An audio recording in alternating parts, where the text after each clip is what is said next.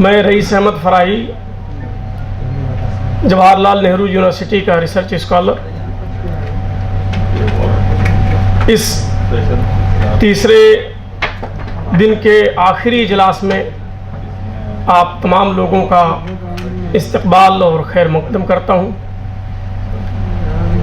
اس programme کی صدارت کے لیے سب سے پہلے میں ڈاکٹر لئیق احمد صاحب کو مدعو کرتا ہوں کہ وہ اسٹیج پر تشریف لے آئیں۔ لئیق رضوی صاحب کو مدعو کرتا ہوں کہ وہ اسٹیج پر تشریف لے آئیں۔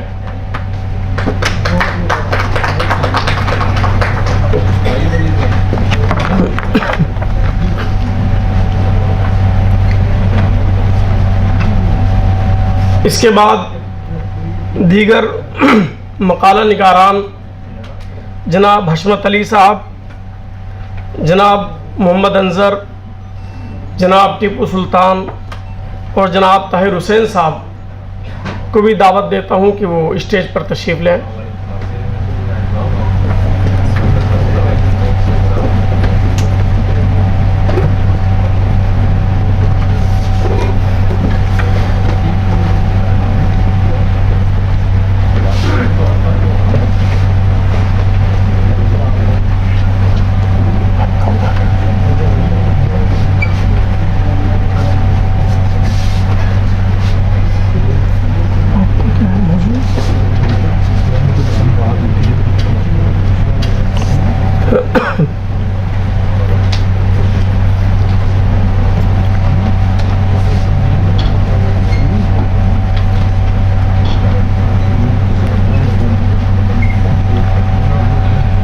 صدر صاحب کی اجازت سے بغیر کسی تمہید کے میں اس پروگرام کا آغاز کرنا چاہتا ہوں۔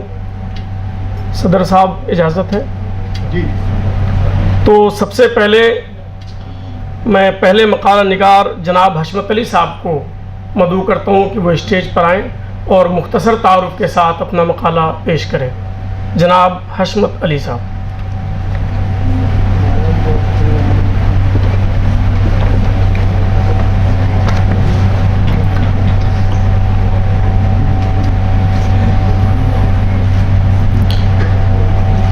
حاضرین مجلس، السلام علیکم ورحمۃ اللہ وبرکاتہ۔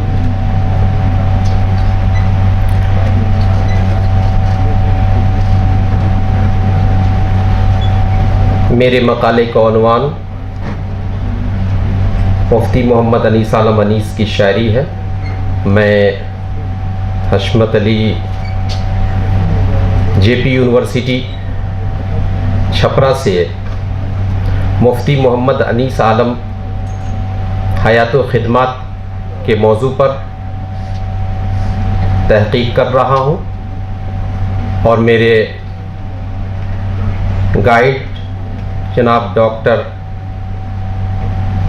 سمیع احمد صاحب ہیں۔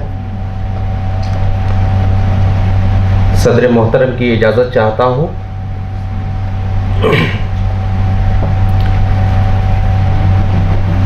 میرے اس موضوع کے تعلق سے یہ ہے کہ مفتی محمد انیس عالم انیس کے ادبی سرمایہ سب مخطوطے کی شکل میں ہے، جن پر اب تک کوئی کام نہیں ہوا ہے۔ انہیں تحقیقی مراحل سے گزار کر منظر عام پر لانے کی ضرورت ہے۔ اسی تعلق سے میں اپنا کام کر رہا ہوں۔ سماعت فرمائیں۔ تہذیب و ثقافت، علوم و فنون، حکمت و فلسفہ اور شعر و ادب کے اعتبار سے بہار کی فضا نہایت خوشگوار رہی ہے۔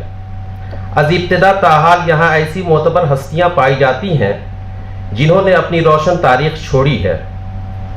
اردو شاعری کے تعلق سے اشرف علی فغاں، حسرت عظیم آبادی، جوشش عظیم آبادی، راسخ عظیم آبادی، سفیر بلگرامی، اکبر دانا پوری، شاد عظیم آبادی، امداد امام عصر، عبد الغفور شہباز، یگانہ چنگیزی، بسمل عظیم آبادی وغیرہ نام اہم ہیں۔ مفتی محمد انیس عالم کی ذات بھی متذکرہ اشخاص میں سے ایک ہے، جن کی پیدائش 6 اگست 1911 عیسوی کو دربھنگہ ضلع کی مشہور بستی رسول پور نستہ میں ہوئی، اور زندگی کے آخری ایام گزارنے کے بعد 11 दिसंबर 1999 ईस्वी को उन्होंने सीवान में दाइए अजल को लब्बैक कहा और वहीं सुपुर्द खाक किए गए। इब्तदाई तालीम उन्होंने अपने वालिद माजिद हाफिज़ मोहम्मद सुलेमान कादरी नूरी से हासिल की और हिकमत की बाज़ किताबें अपने चचा हकीम मोहम्मद उस्मान नोमानी से पढ़ी। 1357 हिजरी में मंजर इस्लाम बरेली शरीफ यूपी से फजीलत की सनद पाई। गरचे अनीस की शनाख्त आलिम दीन की हैसियत से है, बावजूद इसके उन्होंने शेर व अदब के ख़ज़ाइन से उर्दू को मालामाल किया है। उनके जो भी शेरी सरमाए मखतूते की शक्ल में मौजूद हैं, उन्हें मंजर आम पर लाने की ज़रूरत है। बारान रहमत मौसूफ की एक यादगार तख्लीक है जिसमें हम्द, नात, गज़ल, नज़्म और रुबाई के उम्दा कलाम मौजूद हैं। उनकी बेशतर गज़लें इश्क़ हकीकी के जज्बे से सरशार हैं। तसव्वुफ़ उनकी शख्सियत में रच बस चुका था और दुनिया उनकी नज़रों में हेज थी। उनके कलाम में अखलाकी बसीरत और ज़िंदगी की आला कदरों से बेपनाह वापसदगी मिलती है। क़नाअत व तवक्कुल, सब्र व रज़ा, इसार व क़ुरबानी, बेनियाज़ी व दुर्वेशी और दुनिया की बेसबाती से मुताल्लिक़ अशआर उनकी शायरी में भरे पड़े हैं। बतौर नमूना चंद अशार मुलाहज़ा हो। जो कुछ भी है जहाँ में सब है नज़र का धोखा, धोखा ही बन गया है अफसाना ज़िंदगी का। अल्लाह रब्बी बस है, बाकी जो है हवस है मुख्तसर ये सुन लो अफसाना ज़िंदगी का। अनीस एक दीनदार आदमी थे और उन पर मजहबी रंग हावी था, जिसकी बदौलत उनके अशआर इश्क़ हकीकी के जज्बे से सरशार होते रहे। तसव्वुफ़ उनकी शायरी का बुनियादी जुज़ है। वहदतुल वजूद हो या वहदतुल शुहूद, इनकी ज़ेरी लहरें उनके कलाम में मौजूद हैं। हकीकत व इरफान के मिसाली नमूने उनके अशार में देखे जा सकते हैं। उम्र भर मुझको तेरी रही जुस्तजू, ढूंढता ही रहा जा बजा कू बकू, कुछ पता ना चला कि कहाँ पर है तू, जब फना हो गया तो नजर आया तू, अल्लाहू अल्लाहू अल्लाहू अल्लाहू। वो चमन आराए हस्ती गर मेरे दिल में रहे, मुझको हासिल लुत्फ़ खलवत शोर महफिल में रहे। एक है वजूद वहदत, एक है शुहूद वहदत, इन दो ही में है मुज़मर अफसाना ज़िंदगी का। उर्दू के बेशतर शोरा ने वहदत शुहूद का मसला अपनी शायरी में पेश किया है। यही फ़लसफ़ा लबो लहजी की नज़ाकत और अल्फाज की नफासत के साथ अनीस के यहाँ यूँ मौजूद है। जलवे यार नुमायाँ है हर एक ज़र्रे में, शर्त इतनी है कि देखे कोई बीनाई से। दीगर शोरा की तरह अनीस के कलाम में रिंदी और सरमस्ती खूब पाई जाती है। अंदाज़े बयान की यही कैफियत उनको दूसरे शोरा से मुमय्यज़ करती है। चंद अशार मुलाहज़ा हो। ताज़ा है जिनके दिल वो मोतिये ख़िज़ा नहीं, हम जिस तरफ निगाह उठा दें बहार है, कलियाँ मेरी उम्मीद की बन जाएं काश फूल, ऐ जाने नौ बहार मुझे मुस्कुरा के देख। रुदादे इश्क़ व आशिक़ी का इजहार गज़ल का बुनियादी ख़ासा है। इश्क़ के साथ नाकामी, दर्द व तड़प और हिज्र व विसाल का इंसिलाक लाजमी है। मुशाहिदात व एहसासात को उन्होंने नहायत सलीक़ामंदी से शेर के कालिब में ढाला है। चंद मिसालें मुलाहज़ा। नाज से मुस्कुरा के देख, चश्मे हया उठा के देख, दिल से हरीफ के लिए नीची नज़र का वार क्या। न दैर में न हरम में कोई ठिकाना मिला, जबीन शौक़ को जब तक वो नक्श पा न मिला। दूर जाना उनको था दुश्वार बारे हुस्न से, दिल से गर निकले तो आकर आँख के तिल में रहे। ये दर्द, ये तड़प, ये सोच क्या है मगर दिलो जिगर में, कोई बेकरार बिजली, कोई शोला खू शरारा। कैफियत इश्क किसी से पोशीदा नहीं, ये वो राज़े नेहा है जो खामोशी में भी ज़बान तकल्लुम का काम दे जाती है। अशार मुलाहिज़ा फरमाए। रात होती है बसर बस करवटें लेते हुए, दिन को करता रहता हूँ बातें तेरी तस्वीर से। तफक्कुर में ज़बां अगर बंद रहती है तो क्या गम है, ज़बान दिल से हम हर वक्त तुम्हारा नाम लेते हैं। डाल दी जिस पर नज़र उसका मुक़द्दर बन गया, एक निगाहे लुत्फ़ से मुझको भी सुलता कीजिए। उर्दू शायरी में नाकामी और हिज्र की दास्तान आम है, लेकिन चंद ऐसे शोरा गुजरे हैं जिन्होंने वस्ल व शादकामी के मनाजिर भी अपने कलाम में उजागर किए हैं। आतिश का शेर है, वो मैं हुआ मेहमान आकर रात भर वो शमा बरसो, रहा रोशन मेरे घर का चरागे आरजू बरसो। दर्जे बाला शेर की लय पुकार कर कह रही है कि उस शाक के मुक़द्दर में सिर्फ नाकामी ही नहीं होती। इंसान के यहाँ, अनीस के यहाँ भी ऐसे अशार मौजूद हैं जो वस्ल की ताबीर पेश करते हैं। शेर मुलाहिज़ा हो। हज़ारों राज कह डाले किसी ने जोश में आकर, बहुत कामाई खलवत में तेरी बेबाक गुफ्तारी। انیس کے دل میں انسانی ہمدردی کوٹ کوٹ کر بھری تھی. انہوں نے اپنوں اور غیروں میں تمیز نہ کی اور دوسروں کو بھی اس کی تلقین کرتے رہے کہ بڑی نوع انسان ایک ہی مشت خاک سے بنے ہیں، لہٰذا ان میں اخلاقی تفریق بجا نہیں ہے. وہ ہر قوم و ملت کے انسان کو امن و آشتی کا پجاری دیکھنا چاہتے ہیں. درج ذیل شعر ان کے اسی نظریے کا مصداق ہے. رنگ و نکھت ساز و سوز سب سے الفت ہے مجھے، پھول کیا کانٹے بھی اکثر چن لیا کرتا ہوں میں. انیس دل درد مند رکھتے تھے. انہوں نے ملت کی ابتری کو شدت سے محسوس کیا، جس کی بنا پر وہ نوجوانان قوم کی بے حسی سے نالہ دکھائی دیتے ہیں. زندگانی صرف کی کس کشمکش میں اے انیس، غرق طوفاں ہو کے بھی ہم فکر ساحل میں رہے. اردو کے اکثر شعراء نے زندگی کا جو فلسفہ پیش کیا ہے اس میں یکسانیت ملتی ہے، لیکن ان سبوں سے الگ انیس نے زندگی کا ایک انوکھا تجربہ پیش کیا ہے اور موت کو وقفہ تسلیم کرتے ہوئے انہوں نے زندگی اور مابعد زندگی کو مسلسل مانا ہے. شعر ملاحظہ فرمائے، کوئی مر گیا تو یہ کہتے ہیں کہ فلاں نے نقل مکاں کیا، یہی بات مان لے ہم اگر تو وجود زیست دوام ہے. انیس کا اعتماد ہے کہ ایک بندے خدا موت سے نہیں گھبراتا، بلکہ وہ ہر لمحہ اس کے استقبال کے لیے تیار رہتا ہے تاکہ وصل معشوق ازل ہو سکے. زندگی کی یہی سوز و تپش ان کے عشق کو ابدی مقام عطا کرتی ہے. انیس کا یہ کہنا حق بجانب ہے، مجھ سے پوچھے جینے والے لطف سوز زندگی، موت کو آغوش میں لے کر جیا کرتا ہوں میں. انیس کی شاعری کے مطالعے سے اس حقیقت کا انکشاف ہوتا ہے کہ انہوں نے اردو کے معروف شعراء کے کلام سے اکتساب فیض کیا ہے. ان کے یہاں بعض ایسے اشعار ملتے ہیں جو اردو کے مائناز شعراء کے کلام کے مقابل پیش کیے جا سکتے ہیں. مثلا ایک طرف علامہ اقبال اگر یہ کہتے ہیں، یہ ایک سجدہ جسے تو گرا سمجھتا ہے، ہزار سجدے سے دیتا ہے آدمی کو نجات، تو انیس کا یہ شعر اس کے مقابل میں پیش کیا جا سکتا ہے، وہ ایک سجدہ ہے کارگر جو ہو فکر و ہوش سے ماورا، وہ ہزار سجدے فضول ہیں جو رہین بوسے پا نہیں. علامہ اقبال قوم مسلم کی فلاح و بقا کے متمنی تھے، لہٰذا وہ مسلمانوں کو ان اخلاق و عادات اور اطوار کے اوصاف سے متصف دیکھنا چاہتے تھے جو اسلاف کی سرخروئی کا ضامن بنے. سبق پھر پڑھ صداقت کا، عدالت کا، شجاعت کا، لیا جائے گا تجھ سے کام دنیا کی امامت کا. اس سلسلے میں انیس پیچھے نہ رہے اور یہاں تک کہہ ڈالا، دنیا کو انتظار ہے پھر انقلاب کا، محشر خرامیوں سے قیامت اٹھا کے دیکھ. دنیا میں آنے سے قبل انسان جنت کا مکی تھا، لیکن ابلیس کی فتنہ گری سے وہ باخبر نہ ہو پایا. نتیجتاً جنت کی بہاروں سے محروم کر دیا گیا اور دنیا اس کی جائے پناہ ٹھہری. ندرت بیان کے حسین پیرائے میں انیس نے انسان کے خلد سے نکلنے اور یہاں کے صحرا کو سجانے، سنوارنے اور آباد کرنے کی بات یوں پیش کی ہے، میرے دل کو راس آیا نہ جمود غیر فانی، ملی راہ زندگانی مجھے خلد سے نکل کر. اردو شعراء نے حضرت موسیٰ کلیم اللہ سے منسوب واقعات کو اپنے کلام میں جگہ دی ہے اور تجلی الہی کی تاب نہ لانے کو عشق کی ناپختگی پر محمول کیا ہے. میر کہتے ہیں، آتش بلند دل کی نہ تھی ورنہ اے کلیم، یک شعلہ برق خرمن صدقوہ طور تھا. اسی خیال کی ترجمانی کرتے ہوئے انیس کے یہاں یہ شعر موجود ہے، دکھلائی ایک جھلک جب موسیٰ گرے تھے بے خود، ہم بار بار پھر اس منظر کو ڈھونڈتے ہیں. انیس کی شاعری میں جہاں ایک طرف فکر کی توانائی موجود ہے تو دوسری جانب فن کی رانائی بھی درجہ کمال پر ہے.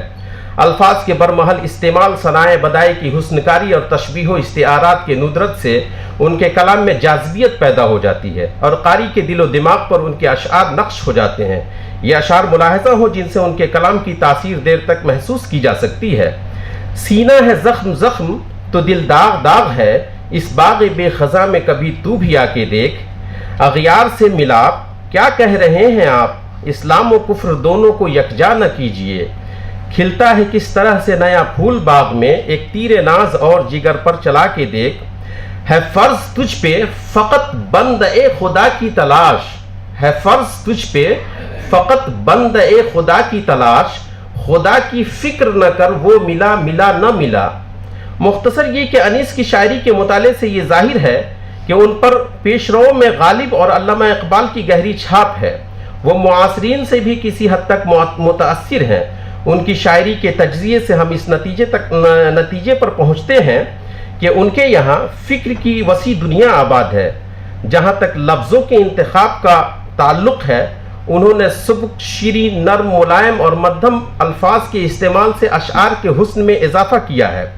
بعض جگہ انوکھی ترکیبیں اور عدیم المثال تشبیہات سے اپنے کلام کو رنگ و روغن عطا کیا ہے، جس کی بنا پر ان کے کلام کی تاثیر بڑھ جاتی ہے۔ کسی بھی عظیم شاہکار یا تخلیق کے لیے خون جگر کی آمیزش لازمی ہے۔ میرے خیال میں یہی جذبہ و حوصلہ انیس کے فن کو معراج بخشتا ہے نشتر تخیل غزل انیس بے شک ہے رنگ خون دل کا تصویر شاعری میں۔ شکریہ، السلام علیکم۔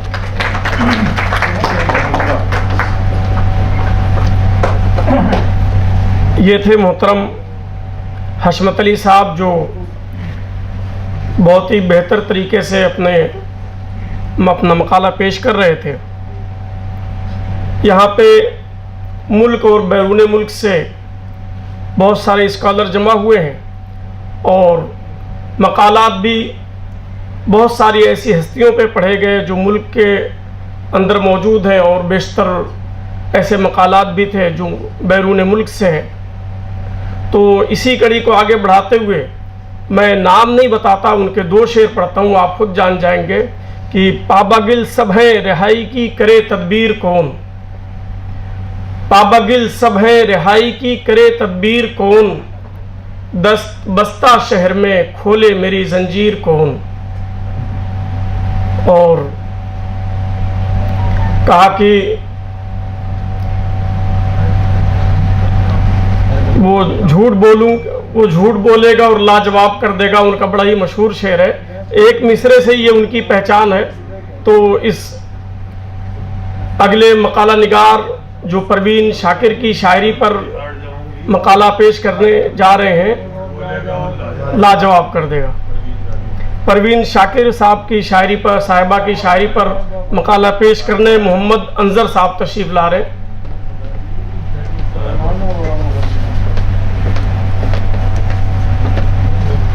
السلام علیکم ورحمۃ اللہ وبرکاتہ۔ جناب صدر، خواتین و حضرات، میرے مقالے کا عنوان پروین شاکر کی نظموں کا تنقیدی مطالعہ ہے۔ میرے نگراں پروفیسر محمد رضی الرحمان صاحب ہیں۔ آج میرے مقالے کا عنوان پروین شاکر کی نظمیہ شاعری میں عورت ہے۔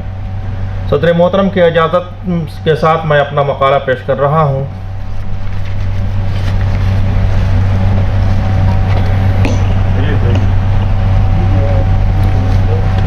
اردو میں نسائی آواز کو شعر و ادب کے حوالے سے نئی فضا عطا کرنے والی شاعرہ پروین شاکر ہیں۔ پروین شاکر کے یہاں جذبات و احساسات اور افکار و خیالات کے اعتبار سے بہت زیادہ نیاپن تو نہیں ہے، لیکن لفظیات، تشبیہات، اشتہارات اور انداز بیان کی سطح پر ان کی آواز منفرد آواز ہے۔ بعض اوقات ایسا لگتا ہے کہ انہوں نے روایات اور خارجی دنیا کے لیے بنے بنایا معیارات کو قبول کرنے سے انکار کر دیا۔ اس میں کسی حد تک سچائی ہے، لیکن انہوں نے جسے پسند کیا اور سماج معاشروں کے لیے مفید سمجھا اسے ہی اپنایا، اور اپنے انداز و فکر اور انداز بیان کو آخری سانس تک قائم و دائم رکھتے ہوئے اسی پر گامزن رہیں۔ اس احساس کا اظہار انہوں نے یوں کیا ہے: تلخی و تمنا دونوں شاعری کے محسوسات سے تعلق رکھتے ہیں۔ میں ہمیشہ پر امید رہی ہوں اور تمنا کو میری شاعری میں کلیدی حیثیت شامل ہے۔ پروین شاکر اپنے محبوب سے ایسی تمنا کرتی ہیں جس میں جذبے کی طہارت کو فضیلت حاصل ہے۔ وہ جنسی جذبے کی جگہ بے لوث تعلق اور رشتے کو فوقیت دیتی ہیں۔ ان کے یہاں انسان دوستی اور ہمدردی کا احساس پایا جاتا ہے، اور یہ احساس غالب ہے۔ یہ غالب احساس لذت کوشی اور ہوسناکی سے پاک ہے۔ عورت اور مرد کا رشتہ محض بایولوجیکل نیڈ تک محدود نہیں ہے، نہ ہی اس کے مرکز میں محض تلذذ اور جسمانی جذبے میں ہی غالب ہے، بلکہ وہ جسمانی سے زیادہ روحانی رشتے پر یقین رکھتی ہیں، جس میں لذت کے ساتھ وارحانہ قلبی لگاؤ کے لیے پوری جگہ ہے۔ وہ رشتوں کے تقدس کو ہر حال میں بحال رکھنا چاہتی ہیں۔ وہ عورت کی مظلومیت میں یقین نہیں رکھتی، بلکہ وہ اپنی پوری عورت پن کے ساتھ زندہ رہنا چاہتی ہیں، اور زندہ رہنے کے لیے اپنے قبیلے کو تیار کرنا چاہتی ہیں۔ وہ باطن کی راہ سے خارج میں جینا چاہتی ہیں یا اس پر اصرار کرتی ہیں۔ پروین شاکر ذات کے حوالے سے کائنات کے مسائل پر اپنا رخ واضح کرتی ہیں۔ ان کا دائرہ جو تو نصف کائنات تک محدود ہے یا یہ غالب موضوع ہے، لیکن یہ نصف کائنات پوری ذات و کائنات کو محیط ہے، لہٰذا عورتوں کے مسائل محض عورتوں کے مسائل نہیں ہیں، بلکہ یہ انسانی برادری کی بقا کا سوال ہے۔ اگر اس قبیلے کے جذبات و احساسات کی طہارت کا خیال نہیں رکھا گیا اور اس کا استحصال جاری رہا تو یہ پوری کائنات باج ہو جائے گی، اور اس بات کا اپنی شاعری کے حوالے سے وہ بار بار احساس کراتی ہیں۔ معاشرے میں خواتین کو پیش آنے والی مسائل کو اپنی شاعری میں جگہ دیتی ہیں اور اپنی تخلیقی عمل کو وسعت دیتی ہیں، جس میں مفکرانہ انداز بھی ہے اور جذبے کی گھلاوٹ بھی اور احساس کی نفاست بھی۔ خواتین کے مسائل کو پیش کرنے میں کہیں کہیں ان کا احتجاجی لہجہ کافی بلند ہو گیا ہے۔ پروین شاکر کی یہ نظم ملاحظہ ہو کہ گلا کیسا اسیر شام تنہائی سے آخر گلا کیسا، تجھے تو علم تھا زنجیر کا میری، وہ پیروں میں بھی ہے اور روح پر بھی۔ شاعری جذبہ، احساس و واردات کے قلبی کی ترجمانی ہے۔ ہمیں معلوم ہے کہ یہ کہیں محرومی اور نامرادی کی صورت میں ظہور پذیر ہوتا ہے، تو کہیں اس میں اضطرابی کیفیت کا عمل ہوتا ہے، تو کہیں شوق کی لے تیز و تند ہوتی ہے، تو کہیں ناصبوری اور بے حد سیدھا سادہ لب و لہجہ ہوتا ہے۔ یہی وہ اجزاء ہے جن کی آمیزش سے اسے زندگی ملتی ہے، فکر و خیال میں تبدیلی پیدا ہوتی ہے، تخلیق کے کثیر العباد جوہر کھلتے ہیں۔ پروین شاکر کی زندگی کرب و ناسودگی سے عبارت رہی ہے۔ تشنا کامی اور حد سے بڑی ہوئی حساسیت نے انہیں آتش زیر پا کی حالت تک پہنچا دیا ہے۔ اس وجہ سے پروین شاکر کی شاعری میں تخلیقی کرب لفظوں کی شکل میں سامنے آتا ہے۔ لفظوں کی مدد سے وہ تشنگی جسم و جاں کو دور کرنے کی ناکام کوشش کرتی ہیں، اس ناآسودگی کو شاعری کے توسط سے آسودگی میں بدلنے کی کوشش کرتی ہیں، اور اس میں وہ بڑی حد تک کامیاب بھی نظر آتی ہیں۔ ان کے جسم کی طلب اور روح کی بے چینی کو دور کرنے کا یہی ایک ذریعہ ہے۔ وہ لفظی پیکروں میں آسودگی کی جہت پیدا کرتی ہیں اور تشنگی کام و دہن کو دور کرنا چاہتی ہیں۔ نظم کے اشعار ملاحظہ ہوں: میں اپنے بخت کی قیدی ہوں، میری زندگی میں نرم آوازوں کے جگنو کم چمکتے ہیں، فصیلے شہر غم پر خوش صدا طائر کہاں آ کر ٹھہرتے ہیں، تیری آواز کا ریشم میں کیسے کاٹ سکتی ہوں۔ پروین شاکر کی نظموں میں ایک ناآسودہ عورت اپنی تمام ترجمالی و جسمانی کیف کے ساتھ دکھائی دیتی ہے۔ اس کی دنیا خواب و خیال کی دنیا نہیں، بلکہ وہ رچی بسی دنیا ہے، جہاں خوشی بھی ہے اور غم بھی، لیکن یہ خوشی کے لمحے کچھ عارضی ہیں اور غم کا دورانیہ طویل ازلی و ابدی۔ شاید اسی وجہ سے یہ بھی ہو سکتی ہے کہ پروین شاکر کی شاعری فطری حقیقت نگاروں کی بہترین عکاس ہے۔ پروین شاکر نے اپنے احساس و جذبات کو کائناتی اور آفاقی بنا کر پیش کیا ہے اور اس کو تخلیقی عمل سے گزارا ہے۔ اس میں شاعرانہ حسن پیدا کیا ہے جو ان کی ذہنی رویے اور جمالیاتی احساسوں اور فکری کاوشوں کا ثمرہ ہے۔ پروین شاکر کی نظم ملاحظہ ہو: میرے بس میں اگر ہوتا تو ساری عمر اس ریشم سے اپنے خواب بنتی اور اس رمجھم کے اندر بھیگتی رہتی، تجھے تو میرے دکھ معلوم تھے جانا، یہ کس لہجے سے رخصت ہوا ہے۔ پروین شاکر کی شاعری میں احساس و جذبات کی ایک ریشمی چادر سی دکھائی دیتی ہے، رشتوں اور تعلقات کی ایک عنبری کیف جس میں شکایت اور گلہ بھی ہے، لیکن یہ طنز زہرناکی سے پاک ہے۔ اے بسا آرزوئے کی خاک شدہ زندگی کا زندہ نامہ رقم کرنے میں پروین شاکر نے اپنے دل کے سوتے کھول دیے ہیں اور اسی سے جب تب یہاں وہاں سیراب ہوتی دکھائی دیتی ہیں۔ انہیں اس بات کا ملال ضرور ہے کہ ان کی آرزویں کفن بردوش ہی رہی، لیکن یہی ان کی زندگی اور شاعری کا حاصل اور افتخار و امتیاز کا سبب بھی ہے۔ لہجے کی گھلاوٹ اور اس میں رقت آمیزی اس سے پیدا ہوئی ہے۔ پروین شاکر کی شاعری کا اسم اعظم دراصل اس عورت پن ہے، وہ نسائیت کو اوڑھتی نہیں بلکہ اس میں جیتی ہیں، اور یہی ان کا اصل رنگ و روپ ہے۔ وہ اس کے بیان میں پردہ لحاظ کا خیال نہ ہی رکھتی، نہ ہی مرد اساس معاشرے کی لٹ سے وہ ڈرتی ہیں، نہ ہی ملا مجاور کا انہیں خوف ہے۔ وہ دل کی بات دل کی زبان سے سیدھے سادے انداز میں بیان کرتی ہیں، وہ جس میں بشریت کا علو بھی ہے اور نسائیت میں چھپی آفاقی حقیقت بھی، جو ان کے یہاں ایک باغیانہ تیور کے ساتھ نظر آتا ہے، اور آگے چل کر یہ احتجاجی سر اور بھی لے پکڑ لیتا ہے۔ وہ نسائی حقوق کے لیے جہد و جہد کرتے ہوئے نظر آتی ہیں۔ وہ سماجی استحصال اور جنسی تلذذ پرستی کے خلاف آواز بلند کرتی ہیں۔ اس طرح یہ احساس ایک عورت کا المیہ نہ بن کر پورے معاشرے کا درد اور المیہ بن جاتا ہے۔ جذبات کی سونامی بھی انہیں بہا لے جاتی ہے اور ایسا لگتا ہے کہ وہ کمزور پڑ رہی ہیں، لیکن حقیقت یہ ہے کہ ان کی کمزوری نہیں بلکہ زندہ ہونے کی دلیل ہے۔ وہ خود سپردگی کی قائل نہیں اور نہ ہی منافقت میں جینا پسند کرتی ہیں۔ وہ عورت کو ماضی و حال کے آئینہ میں دیکھتی ہیں اور حقیقی صورتحال میں دکھانے کی کوشش بھی کرتی ہیں۔ ان کی بہترین مثال ان کی نظم بشیرے کی گھر والی ہے۔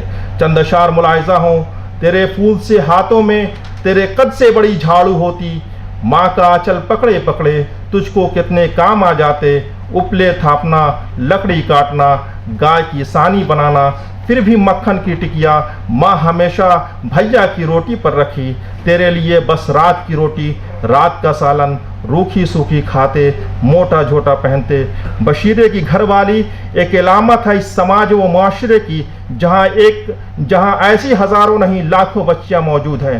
اپنی تمام تر المناکیوں کے ساتھ ان کی زندگی، ان کا عورت ہونا ان کے لیے عذاب الہی نہیں بلکہ معاشرے کی انا قوت مردانگی کی بڑی تسکین کا ایک ذریعہ ہے، جس میں مردانہ وجاہت و نجابت کی تمام تر صورتیں موجود ہے۔ اپنی تمام تر بے حیائی اور سفاکیت کے ساتھ اس کا مدقوق جسم میں اس کا مقدر ہے۔ اس کی گود کی ہریالی مرد کا عطا کردہ زیور خاص ہے۔ وہ شعور سے عاری اور جذبات سے مبرہ نہیں، لیکن ان کی جسمانی خوشحالی کے لیے اسے تج دینے میں ہی بھلائی ہے۔ یہ ہوا کی بیٹیاں مرد کے جسم کا پیوند خاص ہے اور انہیں ان کے دیے گئے یا عطا کردہ مقام پر ہی رہنا ہے۔ پروین شاکر کا کمال ہے وہ نہ صرف ہندوستانی اسلامی بلکہ مغربی تناظر میں بھی عورت کو اس کے موجودہ عصری قواعد کے ساتھ پیش کرتی ہیں۔ ان کی ازلی درد و کرب کو ذات و کائنات کے حوالے سے نمایاں کرتی ہیں۔ مرد کی مصنوعی کائنات میں ایک بڑا روشن دان کھولنے کی جہد مسلسل میں غلطہ نظر آتی ہیں۔ یہی ان کا کمال ہے اور یہی ان کے فن کی معراج ہے، اور اس روشن دان سے اپنے عضو مخالف کی اصل حقیقت کو عیاں کرتی ہیں۔ اس کی منافقت، ان کا دہراپن، اس کا رامنی روپ جو سیتا کو ہرنے کے لیے ہی پیدا ہوا ہے، اس کے اپنے تمام تر انسلاکات کے ساتھ نمایاں کرتی ہیں۔ اسی نظم کے اور اشعار ملاحظہ کیجیے جس میں انہوں نے مختلف کیفیات کو نمایاں کیا ہے۔ تجھ پہ جوانی آئی تو تیرے باپ کی نفرت تجھ سے اور بڑی، تیرے اٹھنے بیٹھنے چلنے پھرنے پر ایسی کڑی نظر رکھی جیسے ذرا سی چوک ہوئی اور بھاگ گئی۔ یہ ایک ایسا مرض ہے جس میں ہر باپ مبتلا ہے۔ پروین شاکر نے اس نفسیاتی مرض کو نظم میں ڈھال دیا ہے۔ پروین شاکر نہ صرف ایک لڑکی کا نقشہ کھینچا ہے بلکہ اس کے بچپن سے جوانی تک کی زندگی کو روداد کو رقم کرتی ہیں۔ سماج میں عورت کے مقام کا اندازہ پروین شاکر بخوبی ہے۔ وہ اس کی بے بسی، بے چارگی اور ازلی المناکی کو ہویدا کرتی ہیں۔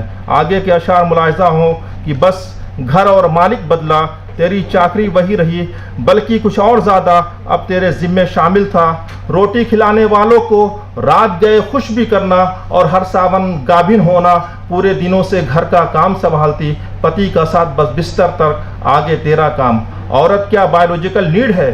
وہ بھی چند لمحوں کی رفاقت اور مہینوں کی اذیت کے لیے عورت کا ماں بننا اس کی عظمت کی دلیل ہے، لیکن اگر اسے محض بایولوجیکل نیڈ کی سطح تک محدود کر دیا جائے تو اس کی حیثیت ایک مشین کی ہو جاتی ہے جو جذبات و احساسات سے عاری ہے، اور عورت اس سے مبرہ نہیں بلکہ وہ اپنے تمام تر احساس و جذبات کے ساتھ زندہ رہنا چاہتی ہے، اور اس کا استحصال اور اس کی تذلیل اسے کسی طرح قبول نہیں، لیکن سماج اسے اسی حالت میں جینے کے لیے مجبور کر دیتا ہے اور اسے اس کے لیے وجہ افتخار سمجھتا ہے۔ پھر سوال اٹھتا ہے، پروین شاکر اسی سوال پر اٹھاتی ہیں کہ عورت بستر سے باہر ایک وجود ہے اور وہ وجود خاص ہے، پیکر فضول نہیں۔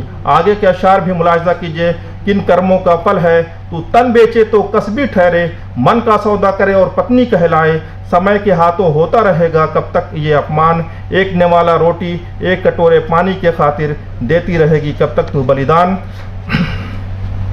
پروین شاکر جب عورت کے مسائل اور اس کے سماجی صورتحال پر غور و فکر کرتی ہیں تو اس کی سوچ اس جگہ آ کر ٹھہر جاتی ہے کہ کیا عورت حیثیت سماج میں صرف ایک بے جان کھلونے کی ہے کہ اسے ان رشتوں میں قید ہونا اس کا مقدر ہے جو ازدواجی زندگی میں اپنے شوہر کی غلامی ہی حاصل زندگی ہے۔ ایک آدھی روٹی، ایک چتھڑا سکھ ہی اس کی زندگی کا مداوع ہے، شاید نہیں بلکہ ہمیشہ عورت کی حرمت اور عظمت پروین شاکر کے پیش نظر رہی ہے۔ وہ اس کے لیے اپنے قلم کو ہمیشہ سان پر رکھتی ہیں، انہیں مسلوب و مقہور عورت پسند نہیں۔ وہ ایک ایسے معاشرے کے لیے تصور ہے جس میں عورتوں کو جذبات کی بیڑی اور ترزت کی کھاٹ کی زینت بنا دیا جائے، کسی طرح قبول نہیں۔ وہ ممتا کی ماری ہیں، لیکن انہیں یہ قبول نہیں کہ ان کی ممتا کو کوئی چھلے۔ وہ کھوکھلے رشتے اور مصنوعی جذبے سے وہ بغاوت کا اعلان کرتی ہیں، اور ان کی شاعری اسی سے عبارت ہے۔ شکریہ۔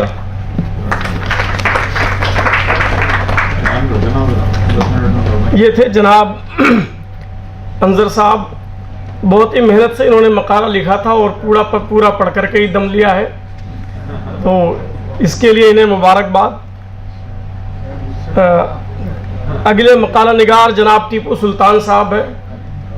میں تمام مقالہ نگاران سے یہ درخواست کرتا ہوں کہ 10 منٹ کا ٹائم ہے، کوشش کریں کہ اس کے اندر اپنا مقالہ ختم کر دیں۔ شکریہ۔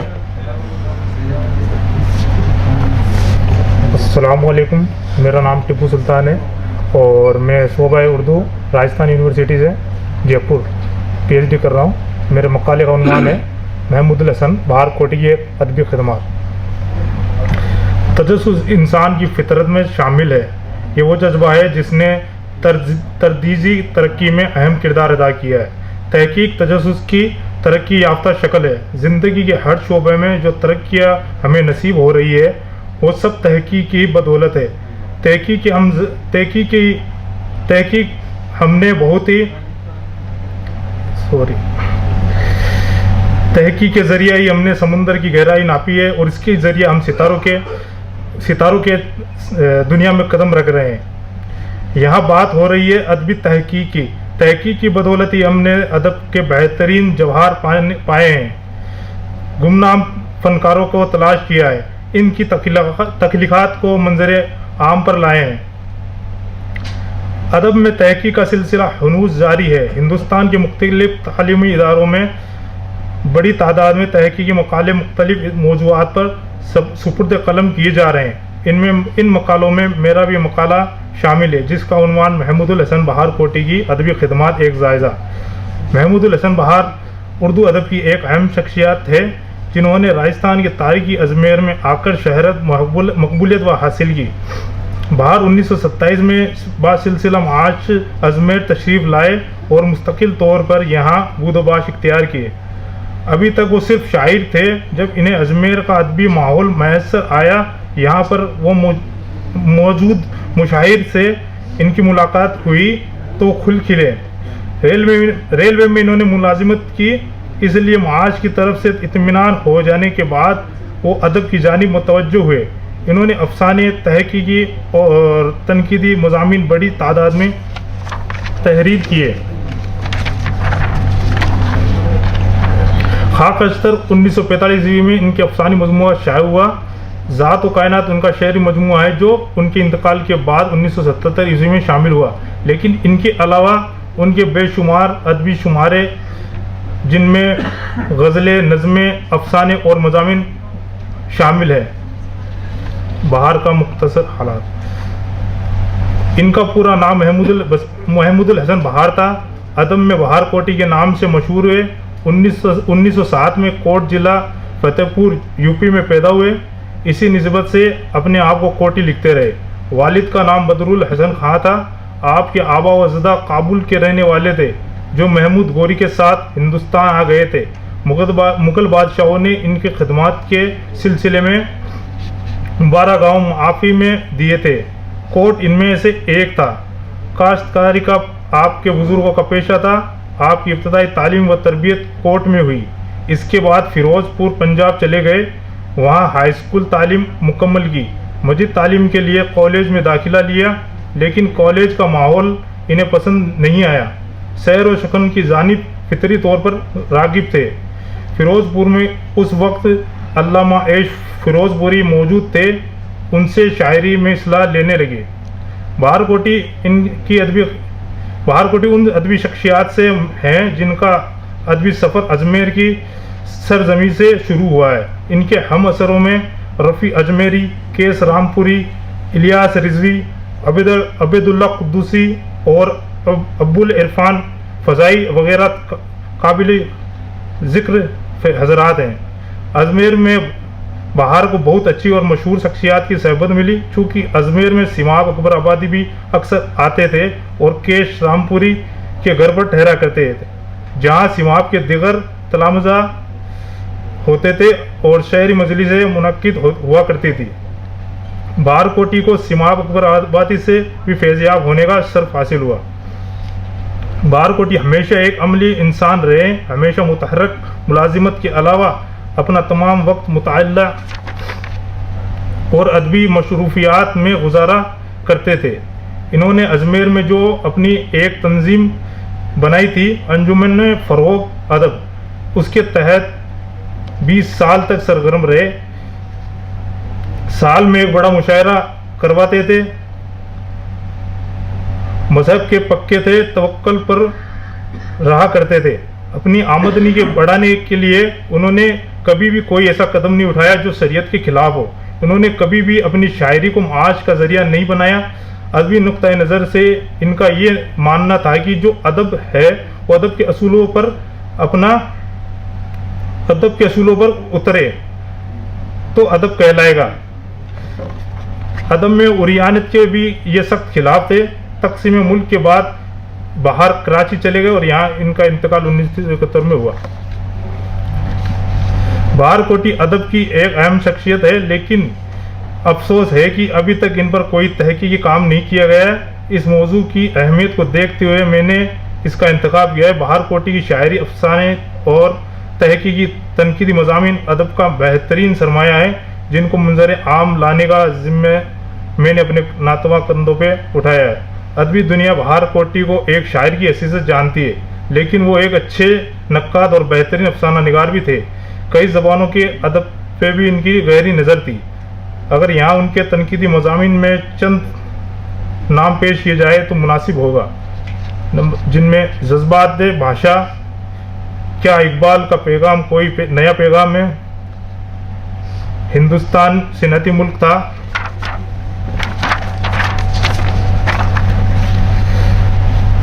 پوسٹ آفس، ہندی اور مسلمان وغیرہ۔ مذکورہ مضامین کے عنوان سے بہار کوٹی کی تحقیقی و تنقیدی بصیرت کا اندازہ کیا جا سکتا ہے۔ اسی طرح غزل کی بات کریں تو ان کے یہاں اقبال، جوش، درد کا رنگ بھی نظر آتا ہے۔ غزل کے یہاں چند اشعار ملاحظہ فرمائیں۔ نہ کچھ حقیقت کے پہرن میں، نہ کچھ لباس مزاج میں، کہ جس کو جذب تمام کہے نیاز میں ہے نہ ناز میں ہے۔ بڑی ہی دلکش و رنگین ہے داستاں میری، چمن میں آنکھ قفس میں کھلی زباں میری، چراغ بجھ گئے نیند آ گئی ستاروں کو، جب ان کے ذکر سے غافل ہوئی زباں میری۔ اگر نظموں کی بات کریں تو بہار کوٹی بہترین نظم نے بھی دیے۔ ان کی نظموں میں سوج و ساج، آج تک، ایک مغربی سیاہ، شاعر کا گھر، انقلاب عظیم، محنت کا پھل وغیرہ ان کی بہترین نظمیں۔ سوج و ساج نظم سے ایک ملاحظہ بند پیش کریں۔ موز کے آغوش میں رقاشہ ہے سرد دیکھ، دامان شب تار میں پناہ سحر دیکھ، کھا جائے نہ دھوکہ کہیں تیری بھی نظر دیکھ، پابندی یا آباد تماشا سے گزر جا، آنکھیں ہیں تو ہر جلوہ پیدا سے گزر جا۔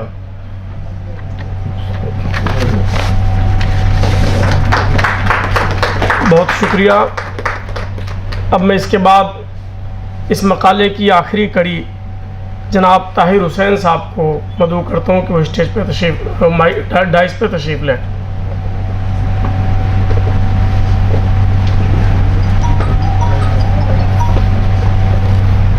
السلام علیکم ورحمۃ اللہ۔ میرا نام طاہر حسین ہے، میرا تعلق جموں و کشمیر سے ہے۔ میں شعبہ اردو علی گڑھ مسلم یونیورسٹی سے پی ایچ ڈی کر رہا ہوں۔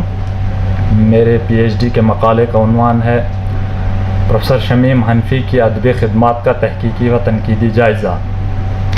لیکن سر دست میں ان کی تنقید نگاری کے حوالے سے کچھ نگارشات اس وقت آپ کے سامنے پیش کروں گا۔ شمیم حنفی کی تنقید نگاری۔ प्रोफेसर शमीम हनफी उर्दू के एक दानिश्वर अदीब और दीदावर नक्काद की हैसियत से जाने जाते हैं।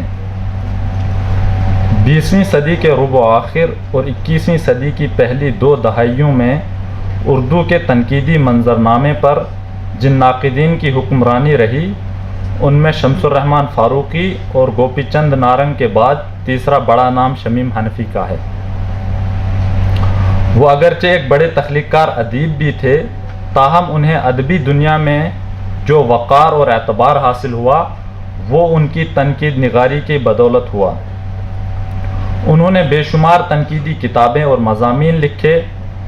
उनकी अहम और मशहूर तनकीदी किताबों में जदीदियत की फ़लसफ़ियाना असास, नई शेरी रिवायत, गज़ल का नया मंजरनामा, तारीख़, तहज़ीब और तख्लीक़ी तजर्बा, इक़बाल का हरफ़ तमन्ना, इक़बाल और असर हाजिर का खराबा, फ़िराक़ दियार शब का मुसाफिर, मंटू हकीकत से अफ़साने तक, गालिब की तख्लीक़ी हिस्सियत, मीरा जी और उनका निगार खाना, कहानी के 5 रंग, इनफरादी शऊर और इज्तिमाई ज़िंदगी, कारी से मुकालमा, आज़ादी के बाद उर्दू में खाका निगारी, अदब, अदीब और माशरती तशद्दुद वगैरह अहम और काबिल ज़िक्र हैं।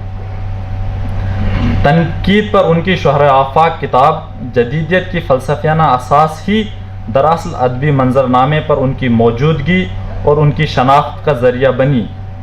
उनके बारे में ये बात नहायत वसूख के साथ कही जा सकती है कि वो एक मोतबर नाक़िद हैं और ये एतबार उन्हें उनकी संजीदा मिजाजी, वुसअत मुताला और अदब से गहरे लगाव की बुनियाद पर हासिल हुआ है। शमीम हनफी इस एतबार से नहायत मोतबर और काबिल कद्र हैं कि वो एक नक्काद के साथ साथ आला दर्जे के तख्लीक़कार भी हैं।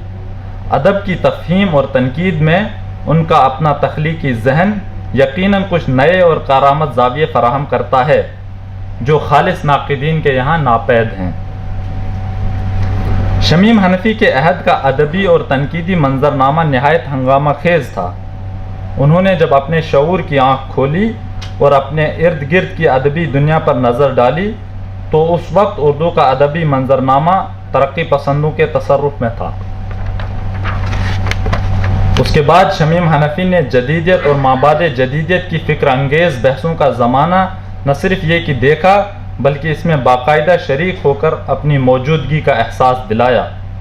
उन्होंने जदीदियत की तसव्वुर और तश्कील साजी में बढ़ चढ़ कर हिस्सा ज़रूर लिया, लेकिन जदीदियत और इसकी ज़ायदा नई तनकीद को अपना तनकीदी मसलक नहीं बनाया और न ही जदीदियत के हरफ आखिर होने पर कभी इसरार किया। उन्होंने हमेशा अपने जहन और अपनी फ़िक्र को आज़ाद रखा और अपनी एक अलग राह निकाली जिसमें सारी बहस इंसान, इंसानी ज़िंदगी और इंसान के इनफरादी व इज्तिमाई सरोकारों से है। जदीदियत को अपना तनकीदी मसलक न बनाने के बावजूद जदीदियत ने उनके दिलो दिमाग और शऊर पर यह देरपा असर ज़रूर डाला कि इंसान, इंसानी वजूद, इंसानी ज़िंदगी और ज़िंदगी के गुनागों तजर्बात व मसाइल हमेशा उनकी तनकीद के मरकज़ में रहे। बकौल प्रोफेसर अतीकुल्लाह, कोट, शमीम हनफी का क़स्द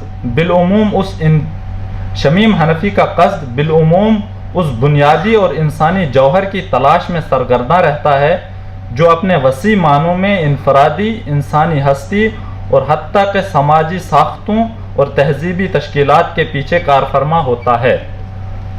अनकोट।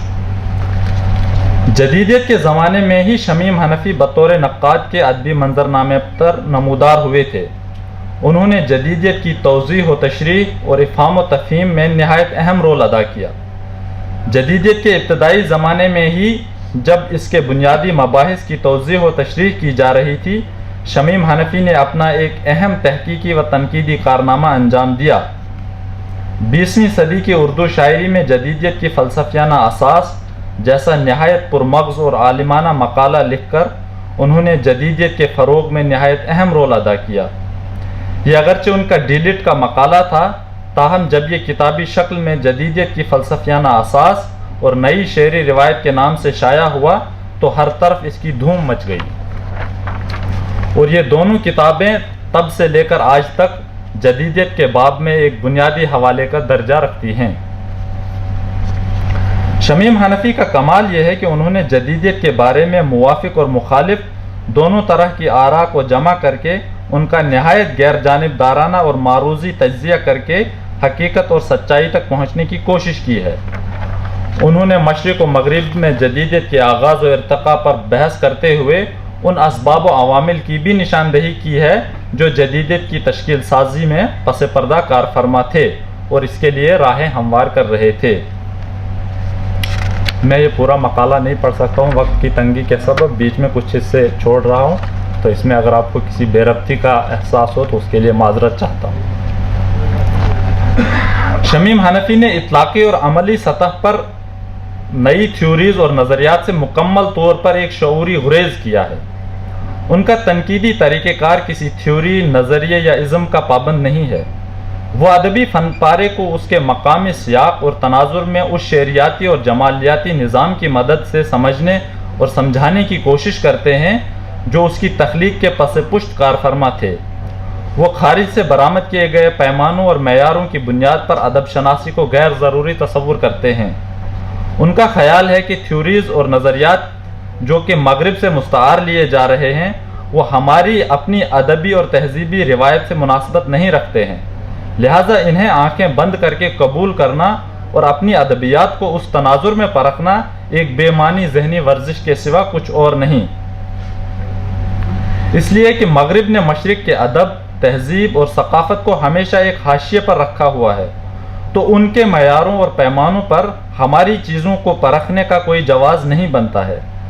اس معاملے میں وہ اپنے پیشرو حسن عسکری سے بہت قریب نظر آتے ہیں جو غیر ضروری مغربیت کے بجائے اپنی حسیات، اپنی جمالیات اور اپنے تخلیقی تناظر میں فن کی قدر شناسی کے حق میں ہیں۔ شمیم حنفی کی جدیدیت کی فلسفیانہ اساس جیسی معروف کتاب اور بعد کی دیگر تنقیدی کتابوں کے مطالعے سے یہ اندازہ ہوتا ہے کہ انہوں نے تنقید کے اس مسلک کو بہت دیر تک عملی صورت میں نہیں اپنایا۔ جدیدیت کی فلسفیانہ اساس میں جس قسم کے تنقیدی اور فلسفیانہ ذہن سے ہم متعارف ہوتے ہیں وہ بعد کی دیگر تنقیدی کتابوں میں نظر نہیں آتا۔ بقول ڈاکٹر کوثر مظہری کوٹ، جہاں تک شمیم حنفی کی تنقید کا سوال ہے اس میں کوئی دو رائے نہیں کہ انہوں نے ادب کی تعبیرات کے لیے مغربی نظریات کا سہارا کم لیا، حالانکہ جدیدیت کی فلسفیانہ اساس کو دیکھ کر یہ بات کہی جاتی ہے کہ انہوں نے مغرب کے نظریات پر کام کیا، لیکن اس پوسٹ ڈاکٹریٹ مقالے سے ان کے اپلائیڈ کرٹیسزم کی بات کریں تو ایک طرح کا بودھ بھی نظر آتا ہے۔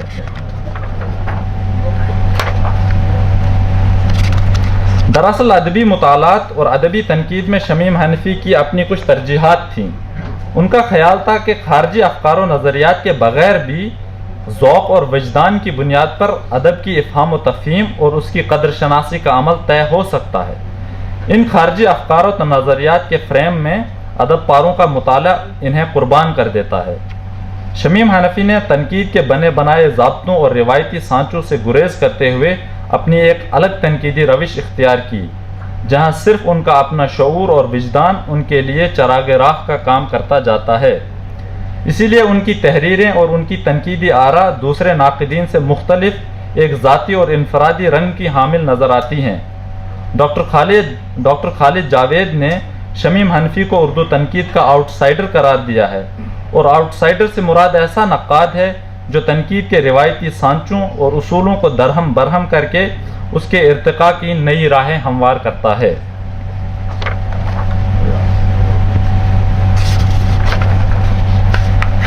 انسان اور انسانی سروکاروں سے وابستہ رہنے کی وجہ سے ہی شمیم حنفی کی تنقید کسی یکرخے پن کا شکار ہونے سے محفوظ رہی۔ انہوں نے ہمیشہ اپنے ذہن اور فکر کو آزاد رکھا اور آزادانہ طور پر ادب کی قرت اور تنقید کی۔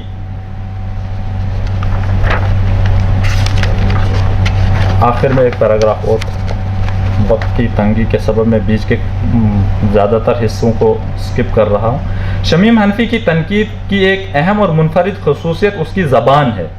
ان کی زبان تنقید کے مروجہ دبستانوں کی زبانوں میں سے کسی سے بھی میل نہیں کھاتی۔ ادبی ڈسکورس اور تنقید میں زبان کو بڑی اہمیت حاصل ہوتی ہے۔ ادب کی تخلیقی سطح ہو یا تنقیدی و تحقیقی سطح، زبان ہر جگہ اپنی اہمیت کا احساس دلاتی ہے، جس کو نظر انداز نہیں کیا جا سکتا ہے۔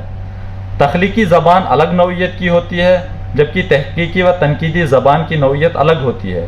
شمیم حنفی نے اپنی تنقیدی نگارشات کے لیے جو زبان و بیان اور اسلوب اختیار کیا وہ انہی کی دین ہے اور انہی پر اس کا خاتمہ بھی ہوا ہے۔ ان کی تنقید میں ایک تخلیقی شان پائی جاتی ہے جس کو پڑھتے وقت ایسا محسوس ہوتا ہے گویا کوئی تخلیقی متن پڑھ رہے ہیں۔ انہوں نے تنقید کو روکھے پن اور سپاٹ لہجے سے محفوظ رکھا اور اسے ایک تخلیقی آہنگ عطا کیا۔ ان کی تنقیدی تحریریں بعض اوقات تخلیقی نثر کے دائرے کو چھوتے ہوئے گزرتی ہیں۔ عموماً یہ کہا جاتا ہے کہ تنقید کی زبان نہایت خشک اور کھردری ہوتی ہے جو قاری کی اکتاہٹ کا باعث بنتی ہے، لیکن شمیم حنفی کی تنقید کا کمال ہے کہ اسے پڑھتے وقت قاری کسی بوریت اور اکتاہٹ کا شکار ہونے کے بجائے تخلیقیت کے سحر میں مبتلا ہو جاتا ہے اور اپنے دل و دماغ کو منور کرتا جاتا ہے۔ ان کا خیال تھا کہ بصیرت افروز اور جمالیاتی انبساط سے بھرپور تنقید بھاری بھرکم اصطلاحات اور پیچیدہ زبان کے بجائے سادہ اور آسان زبان میں بھی لکھی جا سکتی ہے۔ اسی لیے انہوں نے اپنی عملی تنقید میں دوسرے علوم و فنون کے بھاری بھرکم الفاظ اور اصطلاحات کے استعمال سے پرہیز کی اور نہایت سادہ عام فہم زبان میں اپنی بات ادا کرنے کی کوشش کی۔ آخر میں ان کے ایک چھوٹے سے اقتباس پر اپنی گفتگو ختم کروں گا۔ وہ لکھتے ہیں کوٹ، اچھی تنقید قاری کے حواس پر کبھی بوجھ نہیں بنتی، ایک خودکار اور خاموش طریقے سے قاری کے باطن کا نور بن جاتی ہے، اور یہ اسی صورت میں ہو سکتا ہے جب تنقید کا محاورہ، اسلوب اور اس کی لفظیات قاری کے تجربے سے پوری طرح ہم آہنگ ہو جائیں۔ پہیلیاں بجھوانے کی تھوڑی بہت شرط ادیب یا ادب پارے کی طرف سے عائد ہو تو کوئی مذائقہ نہیں، لیکن نقاد کو یہ حق نہیں پہنچتا۔ شکریہ۔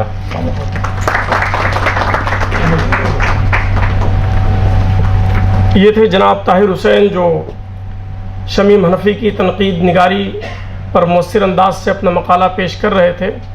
ان کے علاوہ باقی 3 لوگوں نے جو مقالے پیش کیے، جن میں انیس، پروین شاکر اور بہار کوٹی پر ہم نے مقالے سنے، اب میں نہایت ہی ادب و احترام کے ساتھ اس سیشن کے روح رواں اور صدر جناب ڈاکٹر لئیک رضوی صاحب کو مدعو کرتا ہوں کہ وہ تشریف لائیں اور اپنی پرمغز گفتگو سے سامعین کو نوازیں۔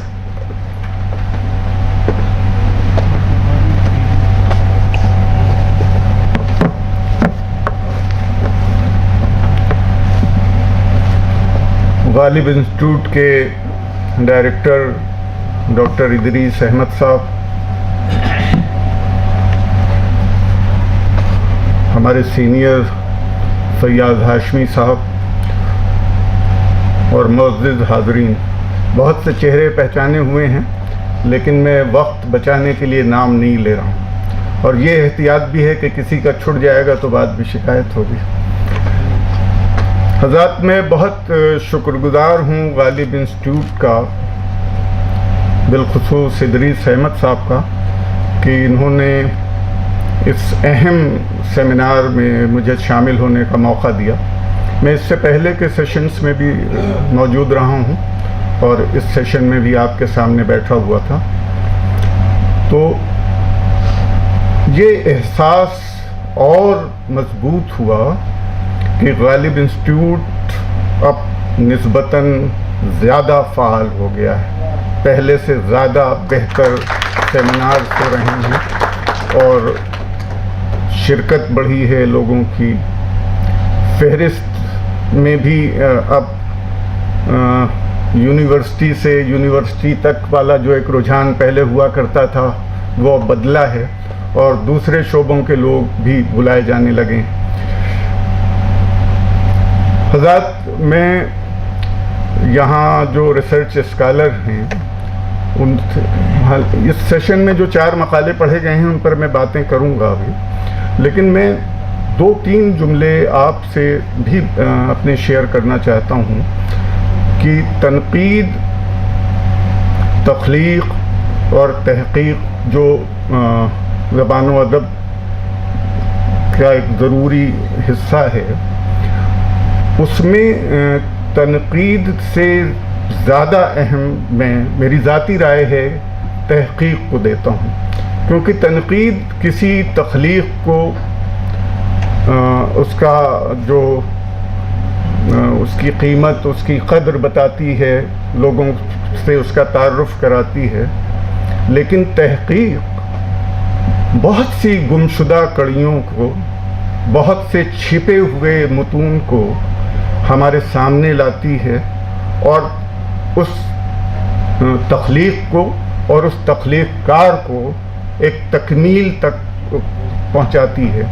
تو مجھے لگتا ہے کہ تنقید کا جو عمل ہے وہ تحقیق اس سے زیادہ گہرا، پیچیدہ اور صبر آزما عمل ہے، کیونکہ آپ سب ریسرچ کر رہے ہیں اور آپ کو اس کا اندازہ ہے کہ اس میں اگر، حالانکہ اب جو ریسرچ ہو رہی ہے یونیورسٹیز میں، اس کے پیچھے ایک بڑا مقصد یہی ہوتا ہے کہ کسی طرح جلدی سے ڈگری مل جائے اور پھر ملازمت کی کوششیں کی جائیں، لیکن تحقیق کا جو بنیادی تقاضا ہے وہ بہت ایمانداری سے اپنے موضوع پر انصاف کرتے ہوئے صبر کے ساتھ کام کرنے کا تقاضا کرتی ہے تحقیق، اور اگر اس سے ذرا سا بھی آپ چوکے تو آپ کا کام کمزور ہو جائے گا۔ تو میں آپ سے گزارش یہ کر رہا ہوں کہ آپ اپنی ڈگری حاصل کرنے کے لیے چاہے جتنی جلدی اپنا کام مکمل کر لیں اور اپنی تھیسس جمع کر کے ڈگری حاصل کر لیں، لیکن اس کام کو شائع کروانے کے لیے آپ ایک بار، کم سے کم ایک بار اسے پھر سے دیکھیں۔ آپ جن کو سمجھتے ہیں کہ اس موضوع پر وہ آپ سے بہتر رائے رکھتے ہیں، وہ اس پر کچھ آپ ویلیو ایڈیشن کر سکتے ہیں، ان سے مشورہ کریں، اور وہ چھپ کے تبھی آئے جب آپ کے نزدیک وہ کام مکمل ہو جائے، کیونکہ یہی کتابیں، یہی تھیسس بعد کے حوالے بنتے ہیں، اور اگر کہیں ہم سے کوئی چوک ہو جاتی ہے تو وہ غلطیاں آگے بھی سفر کرتی ہیں اور بہت غلط نتائج پیدا کرتی ہیں۔ تو آپ سب بہت ذمہ دار لوگ ہیں، ریسرچ اسکالرس ہیں مختلف یونیورسٹیز کے۔ ابھی ادریس صاحب سے میری بات ہو رہی تھی تو ان 3 دنوں کا جو یہ سیمینار تھا، اس میں 55 یونیورسٹیز کے لوگ، 3 یونیورسٹی غیر ملکی تھیں اور باقی ہندوستان کے مختلف شہروں سے اور مختلف مقامات سے آپ یہاں تشریف لائے۔ تو آپ سب بہت ذمہ دار لوگ ہیں، لیکن پھر بھی میں یہ بوڑھا ہونے کے ناطے یہ آپ سے گزارش کر رہا ہوں کہ اپنے کام کو حتی الامکان پوری ایمانداری سے کریں، چھان پھٹک کر جو چیزیں آپ کو مل رہی ہیں ان پر فوراً یقین کر لینے یا فوراً یقین نہ کرنے کے بجائے اسے چھان پھٹک کے دیکھیں، ثانوی جو حوالے ہیں ان سے اس کو ان کی کراس چیک کریں کہ کتنے حد تک صحیح ہیں، اور تحقیق یہ مطالبہ بھی کرتی ہے آپ سے کہ آپ ایک مفروضہ یا آپ ایک رائے بنا کے جو کام شروع کرتے ہیں، کہیں کہیں کچھ ایسی چیزیں مل جاتی ہیں کہ آپ کو مثلاً کہ لیق رضوی کی شعری کائنات پر آپ کام کر رہے ہوں تو یہ ممکن ہے کہ آپ نے بنا لیا کہ لیق رضوی صاحب عصر حاضر کے بہت اہم شاعر ہیں اور بڑا کام کیا ہے انہوں نے، لیکن جب آپ ان کے متن سے گزریں، دوسری تحریروں سے گزریں تو آپ کی رائے بدل جائے۔ تو یہاں یہ جرأت ریسرچ اسکالر میں ہونی چاہیے کہ پھر وہ رائے پوری جرأت کے ساتھ آپ کی تحریر میں آ جائے، آپ کی تھیسس آپ کے پہلے نظریے کی پابند نہ ہو، آپ جن معلومات جو آپ کو حاصل ہوئی ہیں ان معلومات پر یقین کر کے اور اپنی رائے بنائیں۔ بہرحال یہ تو ایک درمیان کی بات تھی۔ اب میں آج کے جو مقالے 4 مقالے پڑھے گئے، 4 مقالوں میں 2 مقالے تو ہمارے عصر حاضر کے بہت اہم اور معروف نام ہیں، شمیم حنفی صاحب اور پروین شاکر صاحبہ، اور 2 مقالے نسبتاً ایسے ہیں جو نام کم لوگوں تک پہنچی. چاروں مقالے بہت اچھے تھے اپنے اپنے حدود میں. میں بات شروع کرتا ہوں حشمت علی صاحب سے جو غالباً چھپرا سے آپ تشریف لائیں. ان کا مفتی محمد انیس عالم صاحب انیس پر ان کا مقالہ تھا. بہت سلیقے سے ان کے جو تحریریں ہیں اس کو پڑھ کے انہوں نے ایک اپنی رائے بنانے کی کوشش کی اور اس پر تحقیق تو مجھے لگتا ہے کہ اس میں بہت تحقیق کی تو ضرورت نہیں تھی. وہ مخطوطے آپ کے سامنے رہے ہوں گے اور چیزیں مل گئی ہوں گی, لیکن ان اشعار کو انہوں نے پڑھا, سمجھا اور اس پر اپنی تنقیدی آراء شامل کر کے ایک اچھا مقالہ پیش کیا. میں امید کرتا ہوں کہ جب ان کا تھیسس سامنے آئے گی تو انیس صاحب کے بارے میں دنیا اور بہتر طریقے سے جانے گی.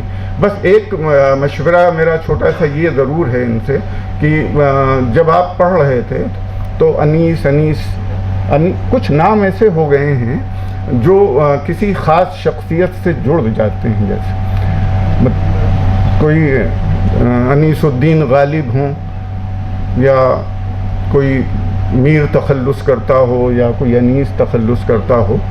تو مجھے لگتا ہے کہ اس میں آپ کو یہ احتیاط کرنی چاہیے کہ انیس کے ساتھ وہ جو لاحقہ ان کا وطن کا یا ان کے پورے نام کے ساتھ پڑھتے, تو جب آپ کا یہ پیراگراف کہیں جائے گا کہ انیس کی غزلوں میں یہ ہے تو یہ غلط فہمی پیدا ہو سکتی ہے کہ میر انیس کی بات ہے. یہ ایک مشورہ ہے. جی.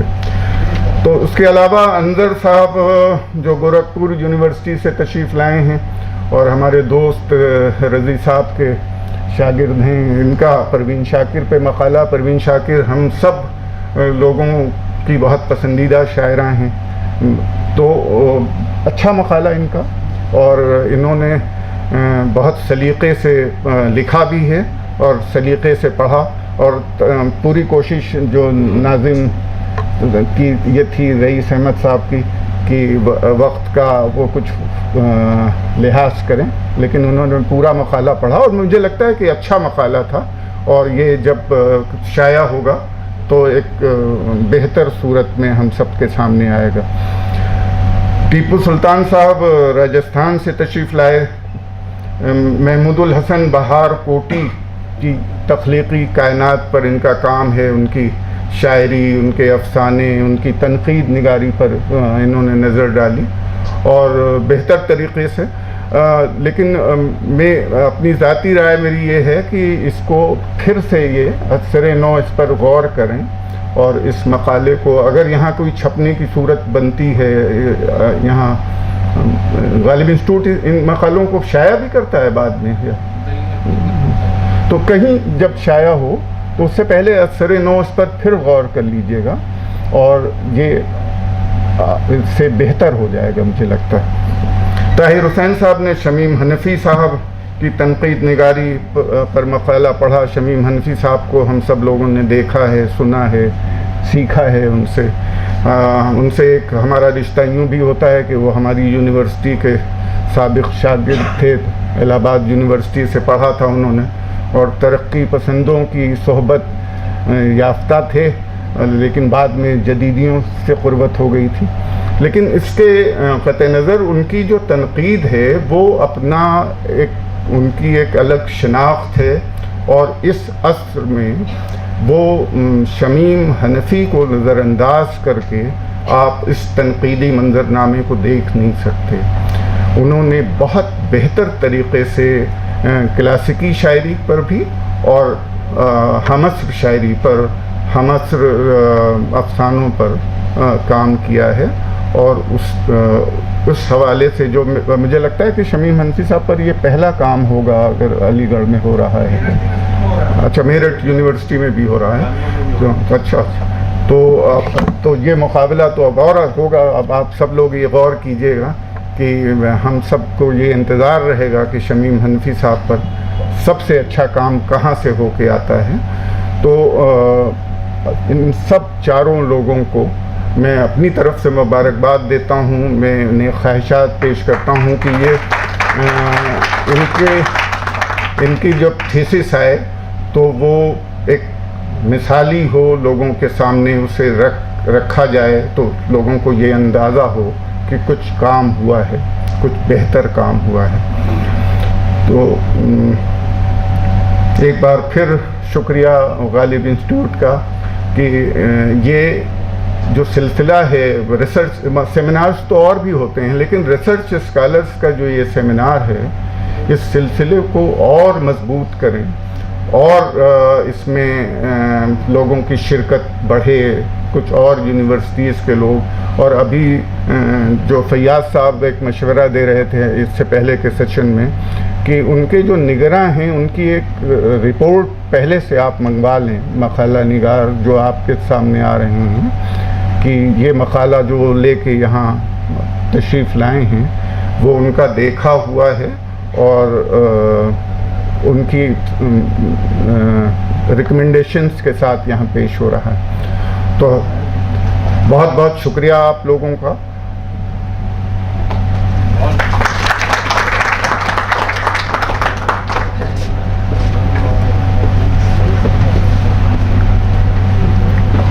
سر آپ کا بہت شکریہ کہ آپ نے اپنے تجربات کی روشنی میں نہایت ہی مفید اور کارآمد باتوں سے ہم سامعین کو نوازا. اب آخر میں اس تمام پروگرام کے اور غالب انسٹیٹیوٹ کے روح رواں اور ڈائریکٹر جناب ڈاکٹر ادریس احمد صاحب کو میں مدعو کرتا ہوں کہ وہ آئیں اور کلمہ تشکر پیش کریں.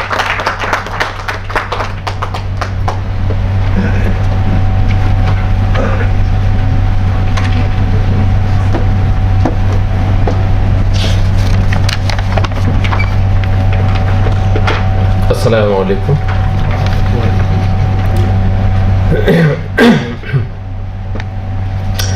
بین الاقوامی ریسرچ اسکالر سیمینار 2023 کا انعقاد, بلکہ اس کا آخری جلسہ بھی جو ہے یہ ختم ہو چکا ہے. اور آپ یقین جانیے کہ میں کچھ کہنے کی حالت میں نہیں ہوں. میں قریب 1 مہینے سے بہت خوش تھا کہ سب مقالہ نگار آئیں گے یہاں, ریسرچ اسکالر آئیں گے, سینئر اساتذہ یہاں آئیں گے, ان سے ملاقاتیں ہوں گی اور ماشاءاللہ یہ ملاقاتیں رہی بھی ہیں. تو میں بہت ہی شکر گزار ہوں جو دہلی اور بیرون دہلی اور بلکہ بیرون ممالک سے جو مقالہ نگار آئے ہیں. سب سے پہلے تو انہی کی وجہ سے یہ سیمینار منعقد کیا جاتا ہے. میں بہت مشکور و ممنون ہوں. دیکھیے, اس غالب انسٹیٹیوٹ کا قیام 1969 میں غالب صدی تقریبات کے موقع پر عمل میں آیا تھا اور اس کا مقصد یہی تھا کہ اردو, فارسی اور خصوصی ہمارے جو میدان ہے وہ غالب کا ہے, غالب, عہد غالب, معاصرین غالب, محققین غالب, جو ان پہ کام کیا جائے, ان پہ سیمینار منعقد کیے جائے. لیکن یہ سلسلہ جاری رہتا ہے سیمینار کا. ہمارے کئی قومی سیمینار ہوتے ہیں, 2 سیمینار ہم دلی سے باہر کرتے ہیں ہر سال. جیسے ہم نے اس مرتبہ جو ہے کشمیر میں سیمینار کیا ہے, 2 روزہ سیمینار تھا, اور اب چینئی میں 27, 28, 29 اکتوبر کو سیمینار منعقد ہوگا. اس کے علاوہ شام غزل پروگرام ہوتے ہیں, ایکسٹینشن لیکچر بھی ہم لوگ کرتے ہیں, یادگاری خطبات بھی ہوتے ہیں, عالمی مشاعرہ, کل ہند مشاعرہ, اور اس کے علاوہ جو ہے باقی تقریبات بھی ہوتی ہیں. لیکن سب سے اہم ہمارا یہ ریسرچ اسکالر سیمینار ہوتا ہے. اور اس کے علاوہ بین الاقوامی غالب سیمینار جو اس سال 22, 23, 24 دسمبر کو منعقد ہوگا. میری آپ سبھی سے درخواست ہے کہ آپ ہمارے تمام پروگرام میں تشریف لائیں, اور جو باہر سے یہاں پر ریسرچ اسکالر تشریف لائے ہیں, میری ان سے بھی درخواست ہے کہ وہ ہمارے بین الاقوامی سیمینار میں ضرور شرکت کریں. وہ بہت اچھا موقع ہوتا ہے کہ ہمارے سینئرز کو سننے کا, ان کے مقالات سننے کا, کہ وہ کس طرح سے ان کی پیشکش ہوتی ہے, کس معیار کے ان کے مقالات ہوتے ہیں. تو اس میں سب لوگ, آپ سب سے درخواست ہے کہ آئیں. تو اس ادارے کے قیام کے بعد میں جو ہے یہ ثقافتی اور سیمینار کا اور مشاعرے کے, اس کے علاوہ جو ہے ہماری ایک فخر الدین علی احمد ریسرچ لائبریری ہے. دیکھیں, لائبریری بہت ساری ہیں ہندوستان کے اندر, لیکن کچھ لائبریری جو ہے ان کی انفرادیت ہوتی ہے, اور ان کا الگ معیار ہوتا ہے. جیسے خدا بخش لائبریری ہے ہندوستان کی میرے خیال سے سب سے بڑی لائبریری ہے, اس کے بعد میں رامپور رضا لائبریری ہے, دیگر لائبریریز ہے. لیکن ہماری جو لائبریری ہے وہ خاص طور سے ریسرچ کے لیے جو ہے وہ بہت موزوں اور بہت اچھی لائبریری ہے. اس میں ڈیل نیٹ کی فیسلٹیز بھی ہمارے یہاں موجود ہیں, اور ہمارے جو مشتاق صاحب جو ہمارے لائبریرین ہیں, آپ یقین جانیے کہ یہ اتنے فعال اور اتنے محنتی اور اتنے مدد کرنے والے ہیں کہ میں مطلب ہمیں ان کا شکر گزار ہوں کہ انہوں نے جس طرح سے جو ہمارے اس برس 200 سے زیادہ ریسرچ اسکالر یہاں تشریف لائے. انہوں نے کچھ ریسرچ اسکالر تو ایسے تھے جنہوں نے ایک ہفتہ یہاں رک کر کے ریسرچ کی ہے, اور ان کے ریسرچ کے دوران ان کے طعام کا انتظام, ان کو 100 کاپی ہم لوگ مفت میں فوٹو کاپی کراتے ہیں. ٹیل نیٹ کی فیسلٹیز, یہ جیسی کسی بھی کتاب کا وہ مطالعہ کرتے ہیں, مشتاق صاحب فوراً ایک دم اس کتاب کو مہیا کرتے ہیں. ان کی ہر ممکن مدد کی جاتی ہے. ایک انٹرنیٹ سیکشن ہے ہمارا الگ. آپ سبھی ریسرچ اسکالر ہیں, کبھی غالب انسٹیٹیوٹ میں آنا ہو آپ کو بالکل ویلکم ہے, آپ کا استقبال ہے یہاں. ہر ممکن مدد کی جائے گی کسی بھی ریسرچ کے تعلق سے, یا کبھی بھی ویسے بھی اگر آپ آئیں گے یہاں ملاقات کے لیے تو بہت سازگار ماحول یہاں آپ لوگوں کو ملے گا انشاءاللہ. دوسرا ہمارے ایک بیگم عابدہ احمد میموریل, بیگم عابدہ غالب میوزیم ہے, اس کا رینوویشن ابھی ہوا ہے, اسی سال ہوا ہے, اور اس میں عہد غالب کی بہت ساری جو ہے بہت نادر اشیاء وہاں پر موجود ہیں. میری آپ سے سب سے درخواست ہے, میرے خیال سے آپ لوگوں نے دیکھا بھی ہوگا جا کر کے, غالب کے ان کی بیوی کے ملبوسات ہیں, ان کے استعمال کی ہوئی پلیٹیں ہیں, اور دیگر اشیاء ہیں جو انہوں نے خود استعمال کی ہیں غالب نے, اور غالب کا اصلی فوٹو بھی ہمارے پاس موجود ہے. شعبہ اشاعت, اس میں قریب 250 کتابیں ہم لوگ جو ہے غالب, عہد غالب, محققین غالب اور دیگر اردو اور فارسی اصناف پر جو شائع کر چکے ہیں. ایک ہمارا مجلہ ہے غالب نامہ جو 6 ماہی ہے, اور بہت معیاری جو ہے وہ جرنل ہے. اس کے اندر باہر سے بھی ہم لوگ مضامین منگاتے ہیں, اور جو ہمارے انٹرنیشنل سیمینار کے مضامین ہوتے ہیں اس میں شامل ہوتے ہیں. بلکہ یہ جو ہمارا نمبر آ رہا ہے جولائی, یہ تخلیقی نمبر ہے. اس میں شاعری کو بھی شامل کیا گیا ہے, اس میں جو دیگر نثری تخلیقات ہیں وہ بھی اس کے اندر شامل ہے, اور یہ انشاءاللہ اسی ہفتے میں جو ہے یہ منظر عام پر آ جائے گا. اس میں ہم لوگ دیکھیں, پہلے ہم نے جو ہمارے جو سیمینار ہوئے تھے 1999 سے 2005 یا 6 تک, ان کو کتابی شکل میں ہم لوگوں نے شائع کیا تھا. تو اس کے بعد یہ ہوا کہ اس وقت میں ایک محدود یونیورسٹیز کو شامل کیا جاتا تھا, جیسے دہلی یونیورسٹی, دہلی کی تینوں یونیورسٹی شامل ہوتی تھی, چودھری چرن سنگھ یونیورسٹی, AMU, بنارس, الہ آباد یونیورسٹی. یہ 2006 یا 2007 تک یہ سلسلہ جاری رہا. اس کے بعد میں اس کو وسیع کیا گیا, کچھ اور یونیورسٹی شامل کی گئی, تو وہ 20 یا 22 یونیورسٹی تک ہوئی. پھر ہمارے ڈاکٹر سید رضا حیدر صاحب کا دور آیا, انہوں نے اس کو اور وسیع کیا کہ 30-35 یونیورسٹی تک اس میں شامل رہیں, اور باہر پاکستان سے بھی ہم لوگ بلاتے تھے مقالہ نگار کو, اور جو سینٹرل ایشیا کے دوسرے جو ممالک ہیں وہاں سے بھی ہم مقالہ نگار آتے تھے. اب چونکہ پاکستان سے نہیں بلا پاتے ہم لوگ, اس لیے وہ شامل نہیں ہو پا رہے ہیں وہاں کے مقالہ نگار. اب ہم نے اس مرتبہ کوشش کی تھی کہ کشمیر سے لے کر کے اور کوئی صوبہ ایسا نہ رہے کہ جہاں کے مقالہ نگار نہ ہو. اب جیسے آج وہ چلی گئیں, گجرات سے تشریف لائن تھی ہم احمد آباد سے, وہاں سے ہم کئی سال سے ہم کوشش کر رہے تھے وہاں کے ریسرچ اسکالر کو بلانے کی, لیکن نہیں آ رہا تھا. یا مہاراشٹر سے نہیں آ پا رہے تھے, یا کچھ اور جگہ ایسی ہیں کہ وہاں سے نہیں آ رہا. جیسے ساگر یونیورسٹی سے اس مرتبہ پہلی مرتبہ وہاں کے ریسرچ اسکالر آئے ہیں. تو ہماری پوری کوشش رہتی کہ کشمیر سے لے کر کے پورے جتنے بھی اسٹیٹس میں اردو ہے وہاں کے سبھی مقالہ نگار کو اس کے اندر شامل کیا جائے. اور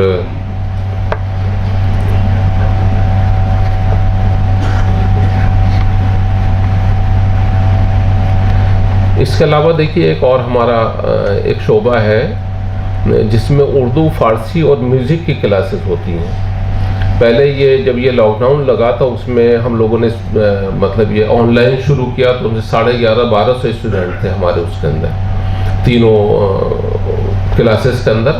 اب بھی ماشاءاللہ 600-650 اسٹوڈنٹ ہیں. تو کچھ فزیکل کلاسز ہوتی ہیں, کچھ آن لائن کلاسز ہوتی ہیں. موسیقی کی کلاس فزیکل ہوتی ہے, باقی اردو اور فارسی کی کلاس جو ہے وہ آن لائن منعقد کی جاتی ہے.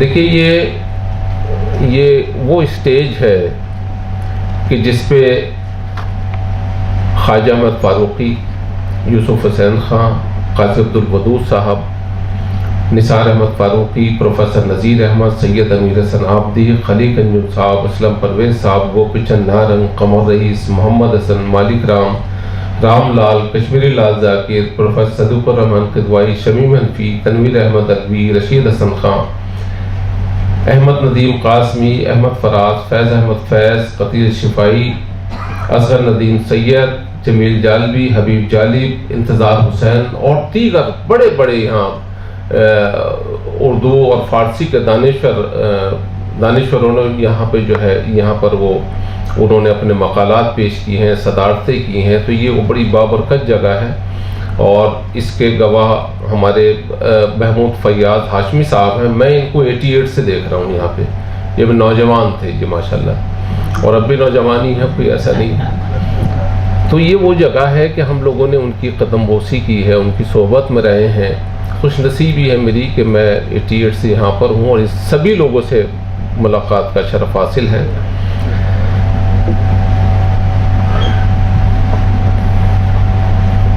اس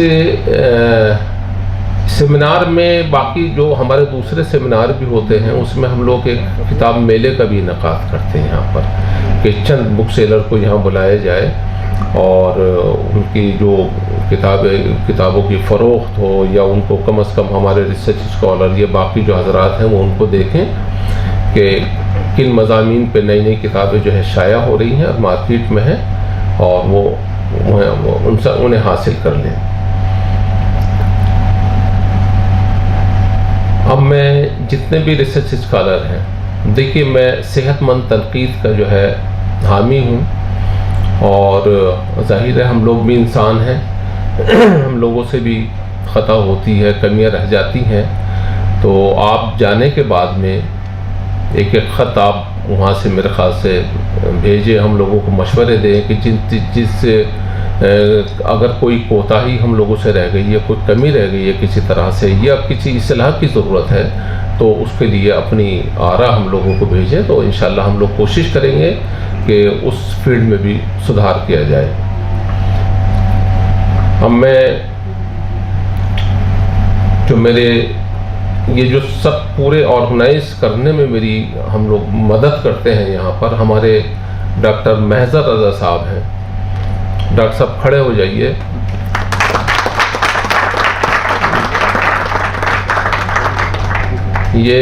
یہ سمجھیے کہ پورے سیمینار کے انعقاد میں یہ پیش رہتے ہیں, اور ایک ایک انتظام, خط و کتابات, یہ وہ ہر چیز کے اندر جو ہے آپ میری بڑی مدد کرتے ہیں.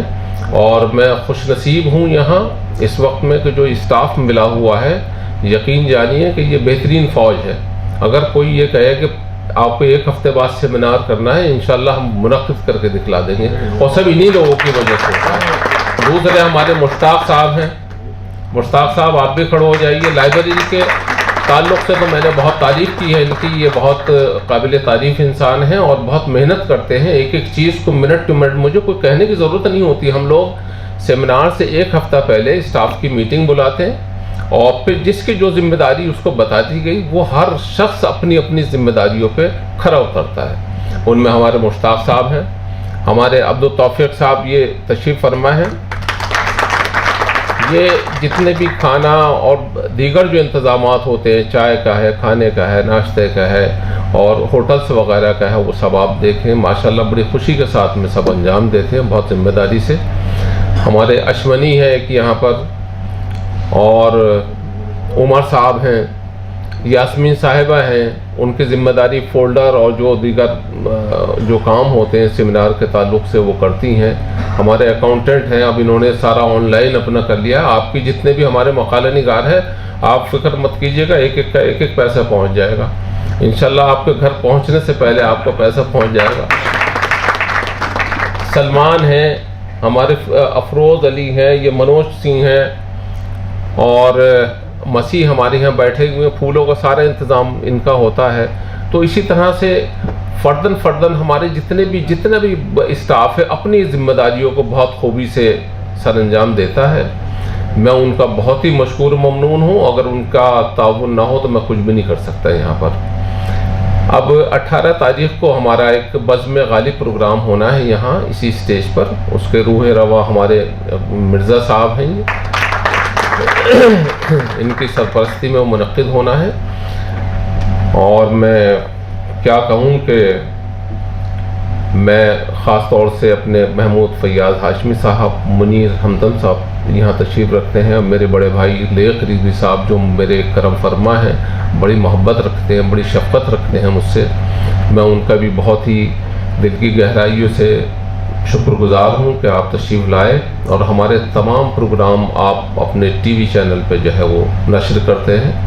میں ان کا بہت ہی دل کی گہرائیوں سے شکر گزار ہوں. آپ سبھی حضرات کا مشکور و ممنون ہوں, بلکہ احسان مند ہوں کہ آپ کی شرکت سے یہ سیمینار کامیاب ہوا, اور یہ ہندوستان میں اپنی نوعیت کا اکیلا سیمینار ہے کہ جو اتنی کامیابی سے جو ہے منعقد ہوتا ہے. ہاں دیکھیے, اب جو ایک دو مشورے آئے ہیں کہ جو صدر شعبہ ان کو جو ہم خط لکھتے ہیں, تو انشاءاللہ آئندہ ہم تھوڑا ایک یہ لائن بھی ان کو لکھیں گے کہ وہ کم از کم 1 یا 2 مرتبہ جو ہے وہ وقت نکال کر کے, حالانکہ بڑا قلیل وقت ہوتا ہے جتنے بھی یہ سربراہان شعبہ ہیں کہ ان کے پاس وقت ہی نہیں ہوتا کسی کی بات سننے کے لیے, لیکن ان سے پھر بھی درخواست کریں گے کہ وہ اس مقالے کو لکھوا کر کے کم از کم 2-3 مرتبہ خود سنیں اس کو, اور پھر جو ہے ان کو بچوں کو یہاں پر بھیجیں, تو انشاءاللہ بہت کامیاب رہے گا. اور آپ لوگ آپس میں بھی جو ریسرچ اسکالر ہیں نا, یہ کوئی ضروری نہیں کہ ہمیں صدر شعبہ کو یا اپنے استاد کو سنانا ہے. آپ 4-6 اسٹوڈنٹ اگر آپس میں مل جائیں, بیٹھ جائیں, وہ ایک دوسرے کو سنائیں اپنا کوئی مضمون ہے, یہ جو بھی کسی کی کوئی نظم ہے یا جو شاعری کرتا ہے, وہ ایک دوسرے کو سنائیں, اس کو پڑھ کر کے اس سے اصلاح ہوتی ہے. بہرحال اب آپ سب کے لیے چائے کا اہتمام کیا گیا ہے, اور میں بہت ہی شکر گزار ہوں آپ سبھی حضرات کا. بہت بہت شکریہ. ہاں دیکھیے, ایک رسم اور رہ گئی ہے کہ ہم لوگ جو مقالہ نگار ہیں ان کو تو سرٹیفکیٹ مل چکے ہیں میرے خیال سے. جن لوگوں نے سیمینار اٹینڈ کیا ہے ان کے سرٹیفکیٹ یہاں پر ہمارے پاس موجود ہیں, وہ ایک ایک کر کے یہاں تشریف لائیں اور سرٹیفکیٹ حاصل کر لیں. شرکت کا سرٹیفکیٹ ہے اٹینڈ کا. میری محمود فیاض ہاشمی صاحب اور منیر ہمدم صاحب سے, آپ بہت بڑے شاعر ہیں دہلی کے, میری آپ سے بھی درخواست ہے کہ آپ پلیز تشریف لائیں. اور جو مقالہ نگار حضرات ہیں, آپ یہاں سامنے تشریف لے جائیں. یہاں سے اس کو بلانا ہے, اچھا بس یہی ہے. ہاں ہاں ہاں دے دیجیے. آئیے ڈاکٹر صاحب, آئیے تشریف لائیں.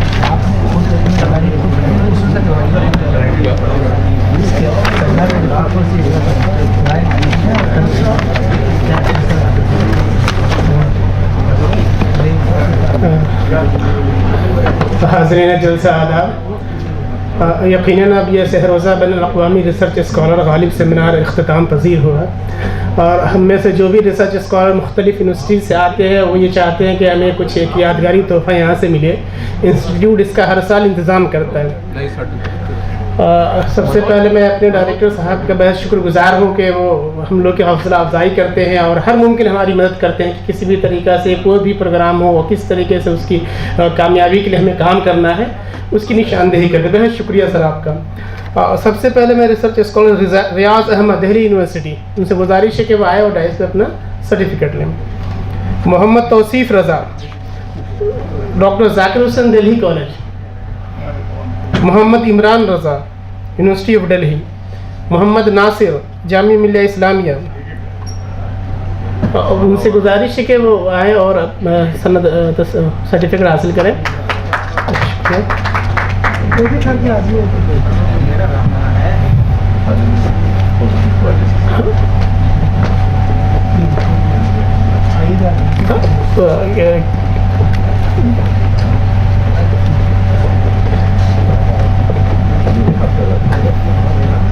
راج نندنی پٹیل, دہلی یونیورسٹی. محمد رضوان, روہیل کھنڈ یونیورسٹی.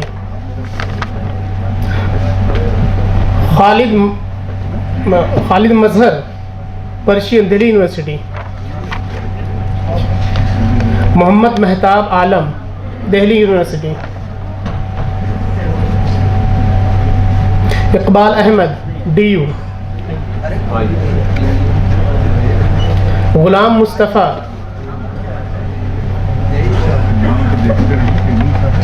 مصطفیٰ, دہلی یونیورسٹی. محمد صادق, دہلی یونیورسٹی. سید محمد زید, MPhil شعبہ اردو, دہلی یونیورسٹی. محمد اشرف بیگ, دہلی یونیورسٹی.